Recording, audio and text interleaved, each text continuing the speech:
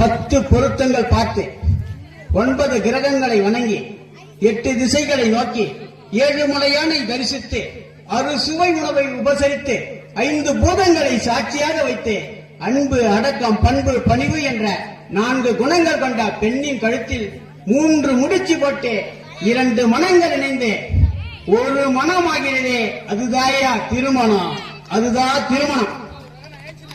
அப்படிப்பட்ட திருமணத்தின் மூலம் உண்டாகின்ற உறவுகள் தான் ஆண் உறவுகள், பெண் உறவுகள். அப்பா, பெரியப்பா, தாத்தா, சித்தப்பா, மாமா, மச்சான், இதெல்லாம் ஆண் உறவுகள். தொத்தா, பெரியமா, மாமி, அத்தை, இப்படி வந்த உறவுகள் பெண் உறவுகள். இதில் என்ன கேட்கிறான்?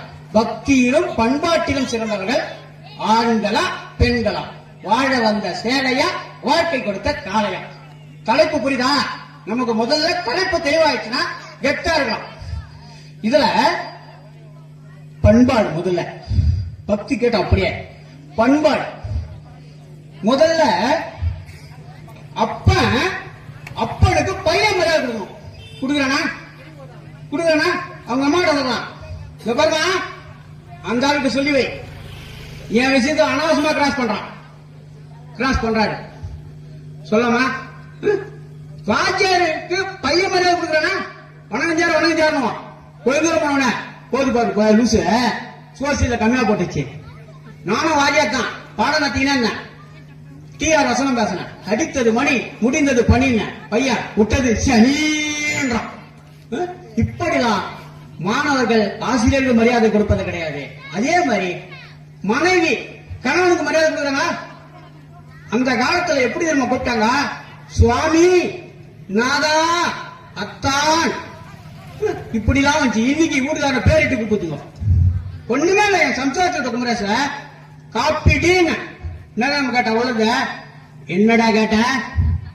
இல்லைங்க மேடம், காப்பி டீ கொண்டு வரட்டுமான்னு கேட்டேங்க மேடம். ஒரு கொண்டாட்டி டீ போட உரிமை இல்லையா? இப்படிலாம் பண்பாடு. சாமி கும்பிடுறத விட பாரு, ஆண்கள் சாமி கும்பிட்டாங்கன்னா அப்படியே அடுத்த படுக்க பக்திவான். பெண்கள் என்ன பண்ண, முட்டி போட்டு இப்படி குனிஞ்சுதான் கும்பிடணும். ஏன்னா கும்பத்துங்களா? கிடையாது. இப்படி பண்பாட்டுல ஆண்களா பெண்களா?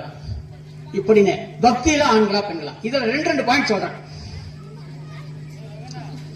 இன்னைக்கு பணம்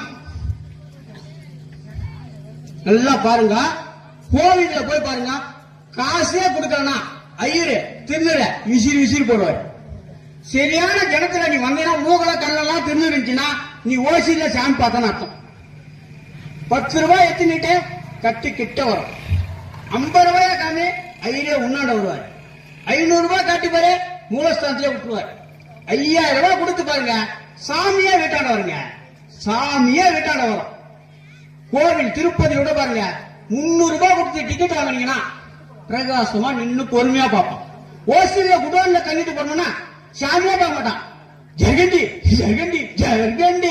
நீ பாத்தியா? நானும் பார்த்தேன். எங்க பார்த்தேன்? அதான் புடிச்சு கழிப்புறாங்க. பார்க்கலன்னு சொன்னா அசிங்கமா. கடவுளே காசு